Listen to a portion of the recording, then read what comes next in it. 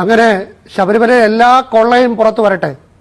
അത് സ്വർണം പൊതിഞ്ഞ ശേഷമുള്ളത് മാത്രമല്ല, സ്വർണ്ണ കൊടിമരമടക്കമുള്ളതെല്ലാം. അതിൽ പ്രതികളായിട്ടുള്ളവരൊക്കെ നിയമത്തിന് മുന്നിൽ വരട്ടെ. പക്ഷെ ഇപ്പോൾ അന്വേഷിക്കുന്ന വിജയമല്യ സ്വർണം പൊതിഞ്ഞ വസ്തുക്കൾ തട്ടിയെടുക്കാനുള്ള ഗൂഢാലോചന അത് കൃത്യമായി അന്വേഷിച്ച് 90 ദിവസത്തിനുള്ളിൽ ശരിയായ കുറ്റപത്രം കൊടുത്ത് പ്രതികൾ വെറുതെ ജാമ്യം കിട്ടിപ്പോകുന്ന അവസ്ഥ ഒഴിവാക്കണം. അത് ഒരു തെരഞ്ഞെടുപ്പ് മുന്നിൽ കണ്ട് വഴിതിരിക്കാനുള്ള നീക്കമാണെങ്കിൽ അത് ചെറുക്കപ്പെടണം.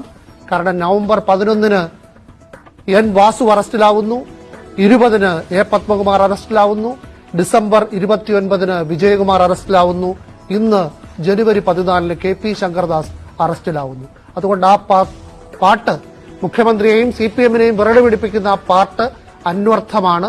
സ്വർണം കട്ടവരാരപ്പ, സഖാക്കളാണ് അയ്യപ്പ. 4 സഖാക്കൾ ഇപ്പോൾ